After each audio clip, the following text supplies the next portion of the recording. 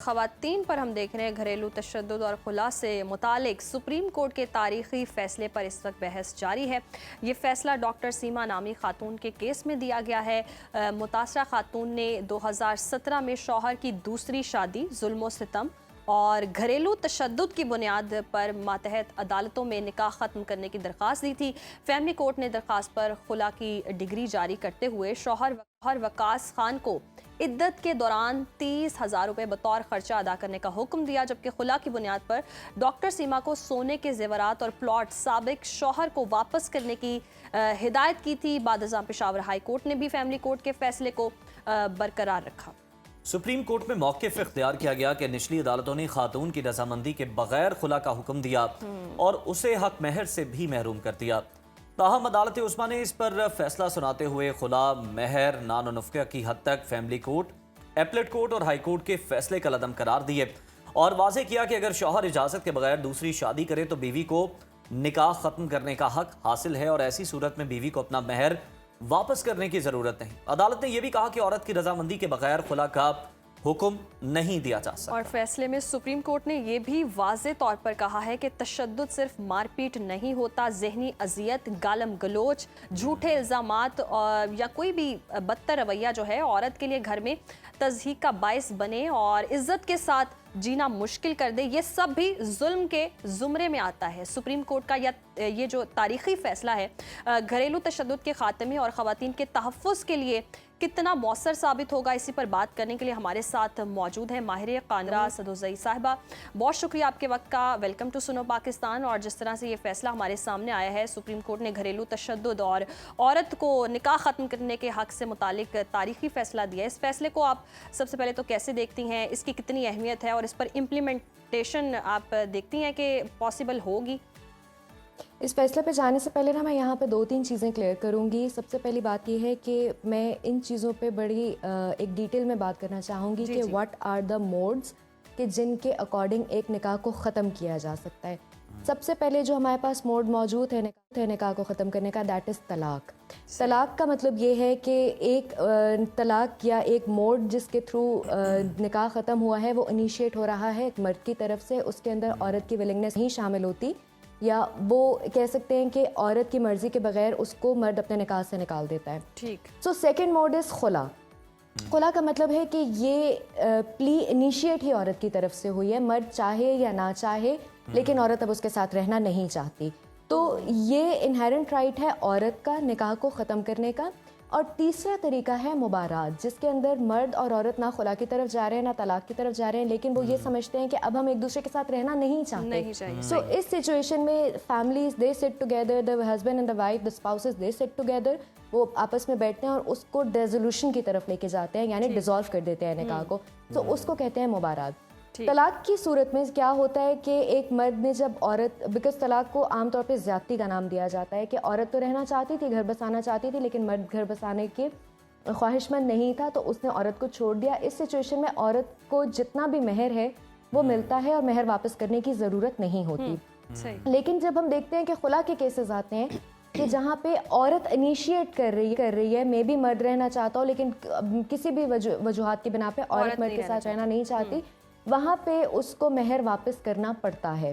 कुछ सिचुएशंस में 50% करना पड़ता है, कुछ सिचुएशंस में पूरा महर वापस करना पड़ता है। और मुबारात की सूरत में भी जो चीज़ें एट द टाइम ऑफ शादी उसको गिफ्ट के तौर पे दी जाती हैं, इवन खुला में भी जो शादी के या निकाह के मौके पे गिफ्ट के तौर पे जो भी कुछ औरत को दिया जाता है वो तो वो खुला के टाइम पे भी वापस नहीं करती और मुबारात में भी जो है वापस नहीं करती।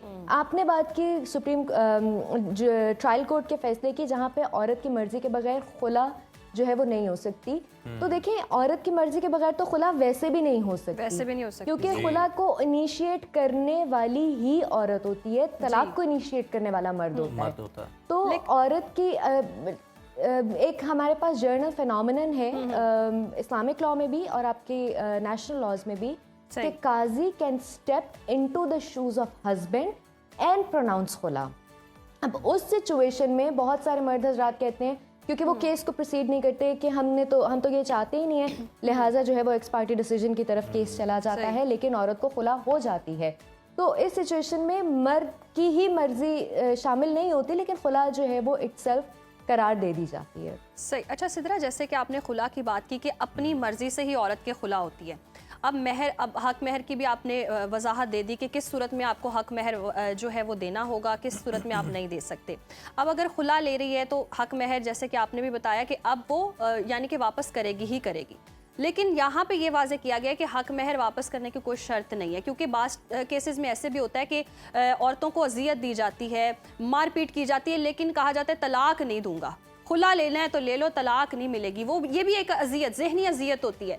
अब दूसरी शादी वो कर लेता है, उस सूरत में पहली बीवी जो अजियत का भी शिकार है, खुला भी मांग रही है और ज़बरदस्ती उसको तलाक भी चाहिए, उस सूरत में फिर उसका कौन वाली वारिस होगा? उसको तो फिर बेसुरा समानी की हालत में चाहे बाहर भी निकाल दे मर्द। लीगल टर्म में उसको कहते हैं dissolution on the basis of cruelty. Okay. यानी एक मर्द के गलत रवैये की वजह से जो खुला इनिशिएट हो रही है या जो निकाह डिसॉल्व हो रहा है on the basis of cruelty, उस सिचुएशन में किसी किस्म का हक महर वापस नहीं होगा, उस सिचुएशन में किसी किस्म का गिफ्ट वापस नहीं होगा, उस सिचुएशन में 3 महीने जब तक इद्दत चल रही है औरत मेंटेनेंस जो है वो उसकी भी हकदार होती है। और क्योंकि वो निकाह तोड़ा ही इस बेस पे गया था कि मर्द का रवैया अच्छा नहीं था। Muslim family laws are very clear about it कि दैट डेसोल्यूशन, वो डेसोल्यूशन जो है on the basis of cruelty है। अच्छा, फिर आपने बात की सुप्रीम कोर्ट के फैसले की। देखिए, सुप्रीम कोर्ट का ये फैसला तो बहुत बाद में आया है, लेकिन जब हम वायलेंस की बात करते हैं तो हम ये देखते हैं कि आपके इंटरनेशनली स्टैंडर्ड्स क्या हैं, इंटरनेशनल स्टैंडर्ड्स क्या हैं वायलेंस के या हरेसमेंट के। मारपीट तो बहुत ज़्यादा बाद का फेज़ है, लेकिन तानाजनी, गालम गलोच और कोई भी ऐसे अल्फाज, जुमले, अलकाबात के जिसके बाद एक औरत जो है वो सिर्फ एक औरत नहीं, इवन जब हम हरासमेंट की बात करते हैं या वायलेंस की बात करते हैं तो लॉ जो है ही इंक्लूड्स शी। लॉ का ये एक फिनोमेना है।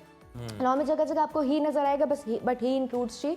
कोई भी ऐसा इंसान जिसको आप तानाजनी कर रहे हैं, आप उसको बुरे बुरे नामों से बुला रहे हैं, आप उसको जो है वो मेंटल टॉर्चर दे रहे हैं, तो उस सिचुएशन में भी औरत खुला की तरफ जा सकती है, वो निकाह को डिसॉल्व करने की तरफ जा सकती है। मारपीट तो जो है वो तो आपके पीनल कोड के अंडर आ जाता है ना, वो तो आपके वहाँ पे तो क्रिमिनल ट्रायल चल पड़ते हैं, क्योंकि जब मारा है, पीटा है, जिस्म के ऊपर निशान आ गए हैं तो दैट इज अ क्राइम।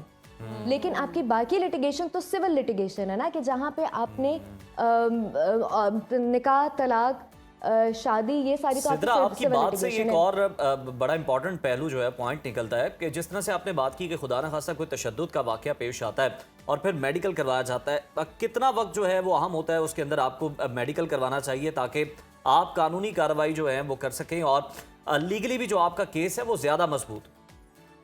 अच्छा, अब इस चीज़ में मैं आपसे 2 बातें करूंगी। पहली बात तो ये कि यूजुअली क्या होता है कि जब कोई औरत तशद्दुद का शिकार होती है तो वो प्राइवेट डॉक्टर्स की तरफ चली जाती है। किसी भी सिचुएशन में आपने प्राइवेट अस्पताल नहीं जाना, क्योंकि प्राइवेट डॉक्टर्स या प्राइवेट अस्पताल मेडिकल नहीं डील करते। आप जाएं अपने गवर्नमेंट हॉस्पिटल्स में, वहाँ पे मेडिको लीगल ऑफिसर्स मौजूद होते हैं, मेडिको लीगल केसेस बनते हैं वहाँ पे। थाने की एक चौकी मौजूद होती है। किसी का रेप का इशू आता है, किसी का खुदा न खासा कोई तेजाब का इशू आता है, किसी का अगर मारपीट का इशू आता है तो फौरन जो है वो वहाँ पे एक रिपोर्ट बना दी जाती है और लेटर ऑन स्टेजेस पे वही मेडिको लीगल ऑफिसर जिसने आपको चेक किया था उसकी जो है एक उसको हाजिरी कोर्ट के अंदर भी होती है, जस्ट टू गिव द गवाही।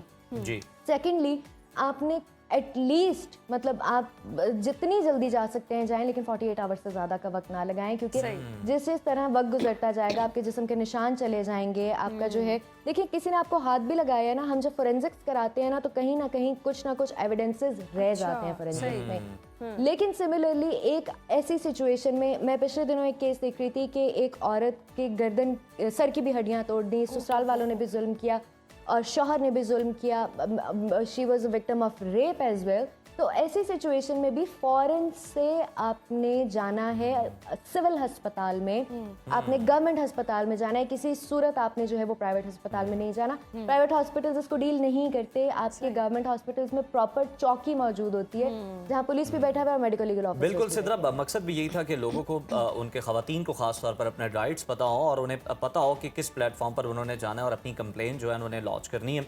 अच्छा सिद्रा, वापस हम उस केस पे आ जाते हैं जिस तरह से हम पहले भी बात कर रहे थे कि कुछ मामलात में जो आपको महर है वो वापस अदा करना होता है, लेकिन इसको माफ़ कर देने में कितना भला है, कितनी बेहतरी है इसमें दीनी अहकामात से, शरई हैसियत से भी देखें, कानूनी एतबार से भी अगर हम देखें तो मुनासिब नहीं है तर्ज अमल कि आपने किसी को कोई तोहफा दिया और आप जनाब उसका बाद में वापस तकाजा कर लें कि ये मुझे वापस दिया जाए। एक तो इस पर कमेंट कीजिएगा, दूसरा ये भी बता दीजिएगा कि मौशरती सतह पर इस अदालत उस्मा के फैसले से ख़वातीन के हुकूक कितने इंश्योर होंगे और कितना फ़ायदामंद होगा? अच्छा देखिए, महर की ना कोई भी मिनिमम और मैक्सिमम लिमिट मुकर्रर नहीं है शरिया में। मिनिमम एक खजूर भी हो सकती है, और मैक्सिमम लिमिटेशन का जो एक बहुत बड़ी दलील है वो हज़रत उमर की शूरा का एक वाक़या है कि जहाँ पे हज़रत उमर की शूरा में ये बात इनिशिएट की गई थी कि औरत के महर की मैक्सिमम हद को मुकर्रर कर दिया जाए। तो एक खातून पार्लियामेंटेरियन ने उठ के ये बात कही थी कि जिस चीज़ की हद अल्लाह ने मुकर्रर नहीं की तो उमर कौन होता है उसकी हद मुकर्रर करने वाला। सो ना मिनिमम क्राइटेरिया है कोई, ना मैक्सिमम क्राइटेरिया है। आप देने को एक खजूर भी दे सकते हैं और आप सोने के पहाड़ भी दे सकते हैं। जहाँ तक बात है कि महर को माफ़ कर देना, तो अगर ये हुक्म है कि महर माफ़ करना एक एहसन तरीका है, तो ये हुक्म भी है कि महर को जल्द अज जल्द अदा करना भी एहसन है। बिल्कुल। तो यहाँ पे दोनों अहकामात जो हैं वो on the basis of equilibrium चल रहे हैं। अगर औरत माफ़ कर देती है तो उसके लिए जज़ा है, लेकिन अगर मर्द अदा कर देता है फौरन से तो उसके लिए एग्जैक्टली। तो एक इस्लाम का इक्विलिब्रियम यहाँ पे बड़े अच्छे तरीके से एस्टैब्लिश हुआ है। सेकेंडली आपने जी जी जी जी जी बोलें, आप कंटिन्यू करें। आपने जो है वो बात की थी दूसरी शादी के हवाले जी से। जी तो देखिए, दूसरी शादी जो है ना उसके बारे में भी इस्लामिक लॉ और आपके स्टेट लॉज बहुत ज़्यादा क्लियर हैं। सही। दूसरी शादी मर्द का इनहेरेंट राइट है as per Quran, but as per Quran जब हम उसकी ही ट्रांसलेशन और तफसीर को उठा के देखते हैं तो हमें बहुत वाज़ेह अहकामात मिलते हैं कि औरत की मर्जी के बगैर दूसरी शादी नहीं हो सकती। बट इजाज़त और मर्जी में फ़र्क है यहाँ पे, कंसेंट एंड परमिशन। हम अगर लीगल लैंग्वेज में या लीगल टर्मिनोलॉजी में भी इसको देखते हैं तो कंसेंट एक अलग चीज़ होती है, परमिशन एक अलग चीज़ होती है। तो यहाँ पे कंसेंट, औरत की कंसेंट के बगैर अगर मर्द दूसरी शादी कर रहा है तो उस सिचुएशन में मिनिमम उसको जो है वो 3 से 6 महीने की इम्प्रिजनमेंट है और 10 लाख रुपए उसको जुर्माना भी है। सो इन सच सिचुएशंस देखिए, निकाह नामा की जो रजिस्ट्रेशन है या जो निकाह नामा फॉर्म है, बहुत से लोग ये बात करते हैं कि वर्बल इजाज़त दे दी तो क्या ज़रूरी है कि यूनियन काउंसिल से जो है वो इजाज़त नामा निकलवाया जाए। तो निकाह नामा तो वैसे भी आपका जो है वो back in 70s and 60s एक डॉक्यूमेंट बना था, तो उससे पहले भी तो वर्बल निकाह ही हो रहे थे ना। तो सिमिलरली इसी किस्म के फ्रॉड्स को खत्म करने के लिए अब अगर वो मर्द जाके कहता है कि इजाज़त तो मिल गई है मुझे उसकी मर्जी मिल गई है, उसको एतराज़ नहीं है, तो अब इन सारी चीज़ों को कंसेंट फॉर्म होता है जो औरत अपने अंगूठा भी लगाती है, साइन भी करती है, उसके ऊपर बाकायदा लिखा होता है कि मेरी मर्जी, मुझे कोई एतराज़ नहीं है। ठीक है, और फिर उसके बाद वो यूनियन काउंसिल में जमा होता है जहाँ पे मर्द ने जाके। अच्छा सिद्रा, अब जिस तरह से ये फैसला है, ये सारी सिचुएशन में जैसे कि आपने भी कहा खुला तो औरत का राइट है, वो ले सकती है, लेकिन ये जो फैसला आ जाना कि अब उसकी मर्जी के मुताबिक जी अदालत खुला दे सकती है, तो पहले क्या रुझान था? क्या पहले मर्जी के मुताबिक खुला नहीं हो रही थी अदालतों में या फैमिली कोर्ट में, क्या रुझान था? देखिए, मर्जी ही के मुताबिक खुला होती है। खुला के अंदर जैसे मैंने सबसे पहले क्लैरिफाई किया था कि खुला तो है ही औरत की तरफ से ना, ये हक तो अल्लाह ताला ने खुला का औरत को दिया है। मर्द को जो अल्लाह ने हक दिया वो तलाक का हक है। सो पहले भी औरत अपनी ही मर्जी से खुला के केसेस लेके जाती थी, लेकिन होता क्या था, समटाइम्स बहुत सारे केसेस ऐसे हैं जो हमने खुद डील किए, यहाँ पे प्रोसेस चल रहा होता था और बैक एंड पे जो है वो पेरेंट्स को प्रेशराइज कर दिया जाता था, या बैक एंड पे जो है वो ताया चाचा मामू फूफो उठ के बातें करना शुरू कर देते थे, और अल्टीमेटली क्या होता था कि औरत खुला का केस वापस ले लेती थी और शौहर के साथ चली जाती थी। और फिर उसके बाद दोबारा से उसी सिचुएशन का शिकार हो जाती थी। तो इन सच सिचुएशन खुला तो है ही औरत की तरफ से, और इसमें यह है कि औरत ही की मर्जी शामिल है तो वो खुला का केस इनिशिएट करेगी, अदरवाइज तो उसके बिहाफ पे कोई और उठ के खुला का केस नहीं कर सकता। अच्छा सिद्रा, एक सिचुएशन ये भी है कि अगर दोनों साहिब हैसियत हैं और एक दूसरे को कोई तोहफे तहफ़ का तबादला भी होता है जो कि अमूमन होता है, तो उसके हवाले से फिर क्या है कि अगर खुदा न खास्ता कोई ऐसी सूरत हाल हो जाती है, तलाक या फिर खुला की सूरत में, क्या वो भी लौटाना होंगे या फिर उस हवाले से क्या लीगली इसका बनता है? In the language of law हम इसको हिबा कहते हैं। तो at the time of wedlock जो भी चीज़ें हिबा की गई हैं वो नॉन रिफंडेबल हैं। आपने चाहे एक मोबाइल गिफ्ट किया है या बहुत Property नाम किसी लगा बड़े दिया से है। सेक्टर में प्रॉपर्टी नाम लगा दिया। हिबा जो है गिफ्ट डीड के अंडर कोई भी चीज अगर दी गई है तो वो नॉन रिफंडेबल है, वो आप ठीक। वापस नहीं मांग सकते, किसी सूरत सही। क्लेम नहीं कर सकते।